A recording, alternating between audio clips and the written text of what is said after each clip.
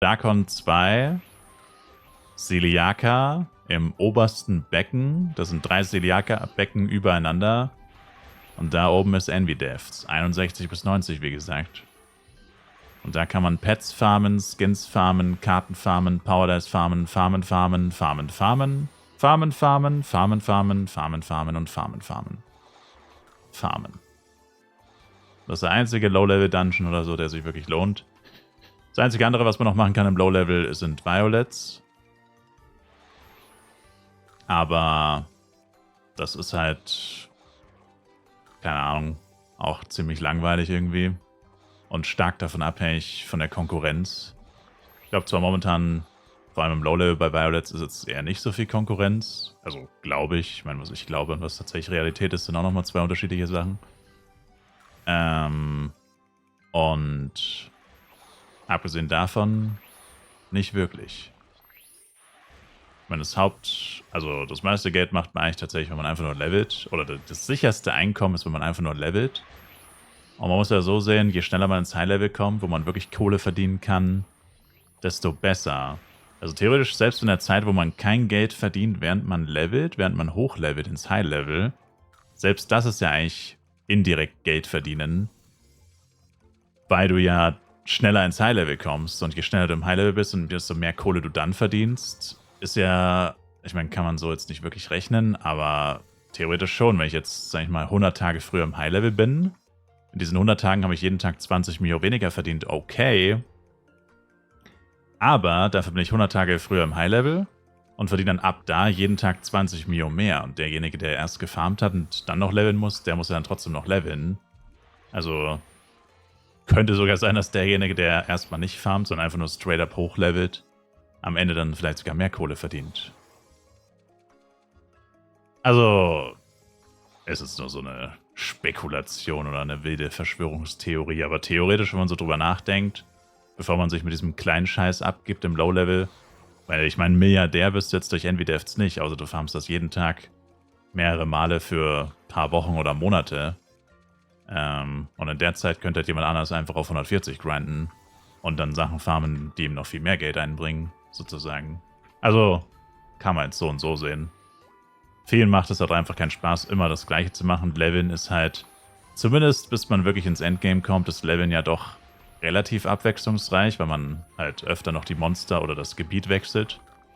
Oder abwechslungsreicher. Oder da kann man besser den Progress tracken beim Leveln als beim Farmen.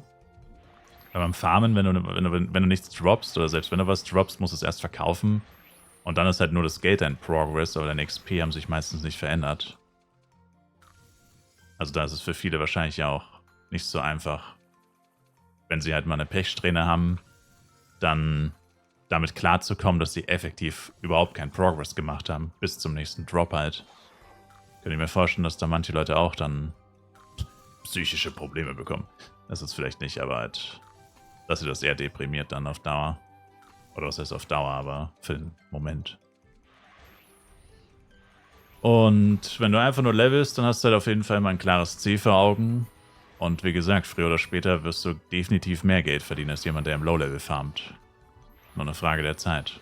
Und je früher du levelst, oder je höher du levelst, früher, desto schneller wirst du diesen Punkt voraussichtlich erreichen.